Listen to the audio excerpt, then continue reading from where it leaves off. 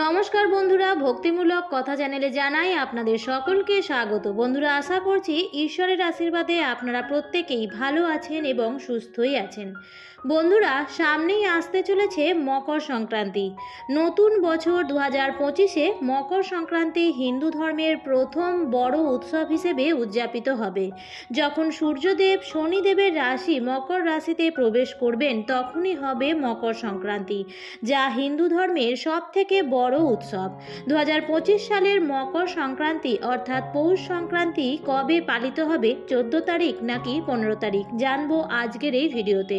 2025 সালের মকর সংক্রান্তির দিন গঙ্গা স্নান এবং দানের সবথেকে ভালো সময় কখন থাকতে চলেছে এবং মকর সংক্রান্তির দিন কি কি কাজ করলে সূর্যদেব ও শনিদেবকে প্রসন্ন করে ব্যবসা ও চাকরিতে উন্নতি করতে পারবেন, এরই পাশাপাশি আমরা জানবো মকর সংক্রান্তির দিন কোন জিনিসগুলি দান করলে সূর্যদেব এবং শনিদেবকে প্রসন্ন করে জীবনে অগ্রগতি আনা যায়।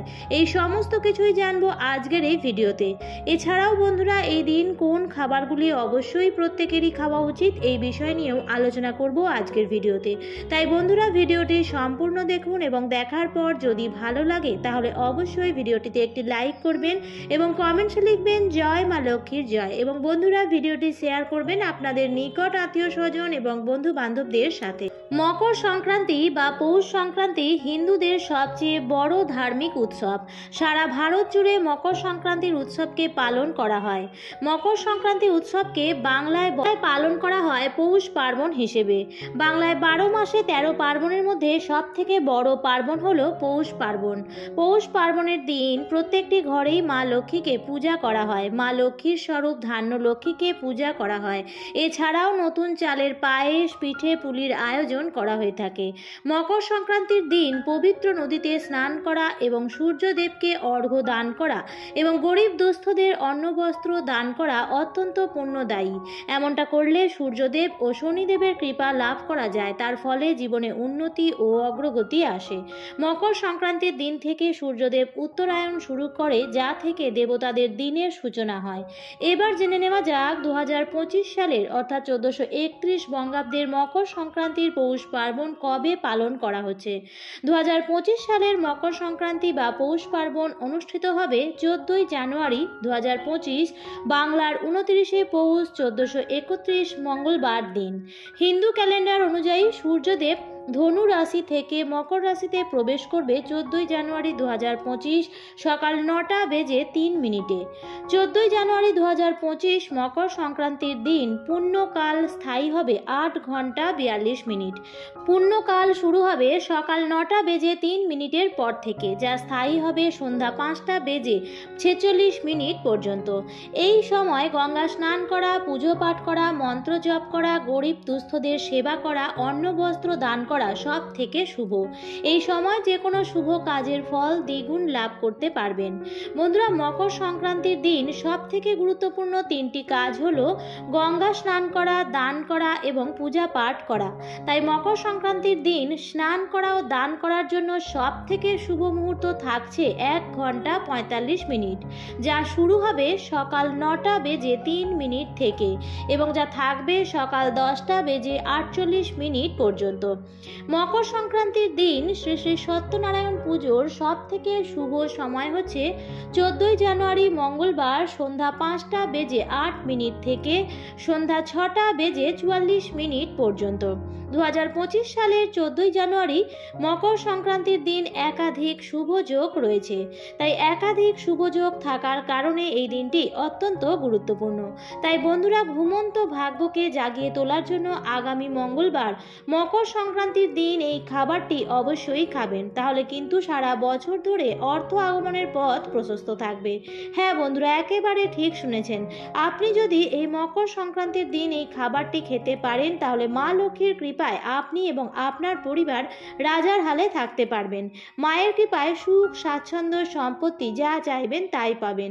বন্ধুরা, হিন্দু ধর্মে মকর সংক্রান্তির দিনটি যথেষ্ট পবিত্র। এই দিন সকলেই গঙ্গা স্নান করে নিজেদের সাধ্য ও সামর্থ্য অনুযায়ী দান ধ্যান করে থাকেন।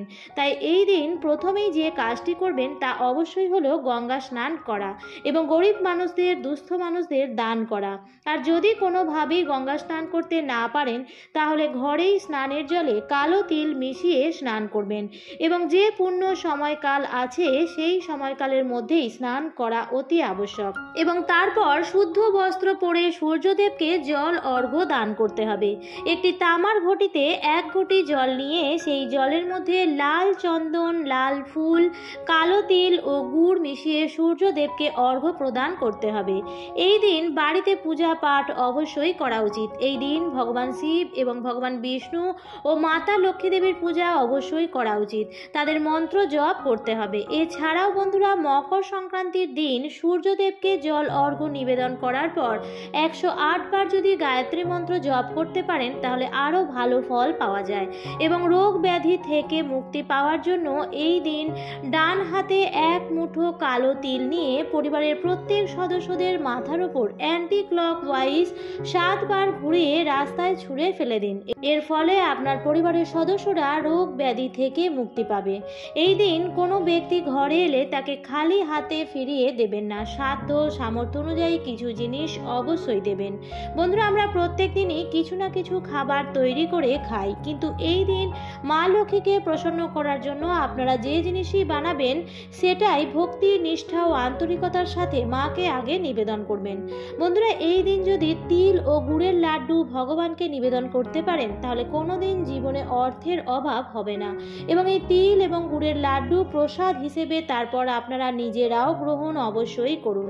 হ্যাঁ বন্ধুরা, ঠিক একইভাবে আপনারা এই দিন যদি মা লক্ষ্মীর কাছে আখ নিবেদন করতে পারেন বা এলাচ দান করতে পারেন এবং আপনারা যদি একই সঙ্গে পদ্ম ফুলের বীজের মালা মাকে নিবেদন করতে পারেন তাহলেও কিন্তু মা লক্ষ্মী আপনার প্রতি অধিক প্রসন্ন হবেন। বন্ধুরা, এছাড়াও মকর সংক্রান্তির দিন বিভিন্ন শুভ যোগ নির্মাণ হওয়ায় বন্ধুরা এই দিনে যদি আপনারা খিচুড়ি তৈরি করে গরিব দুঃখী মানুষদের মধ্যে দান করতে পারেন তাহলে এর থেকে বড় পুণ্য আর কিছুই হতে পারে না। মকর সংক্রান্তির দিন বাড়িতে ভুলেও আমিষ আহার করবেন না। বাড়িতে চেষ্টা করবেন ঘি দিয়ে খিচুড়ি রান্না করার এবং এই খিচুড়িতে অতি অবশ্যই কালো ডাল এবং মুগ কলাই ব্যবহার করবেন। বন্ধুরা, নিজেদের জীবনের মুক্তির জন্য এবং জীবনের সুখ, শান্তি, সমৃদ্ধির জন্য এবং মা লক্ষ্মীর আশীর্বাদ পাওয়ার জন্য যাতে পুরো বছর মায়ের কৃপায় সুখ শান্তি বজায় থাকে এবং কোনোভাবেই অর্থ সংকট বা দুঃখ কষ্ট পরিবারের সদস্যদের এবং আমাদের জীবনে যাতে না আসে তার জন্য এই দিন প্রত্যেকেই সাধ্য সামর্থ্য অনুযায়ী কিছু না কিছু দান অবশ্যই করবেন। শাস্ত্র অনুযায়ী যদি মকর সংক্রান্তির দিন কেউ কিছু দান করে তাহলে সেই দানের ফল কখনো বিফলে যায় না।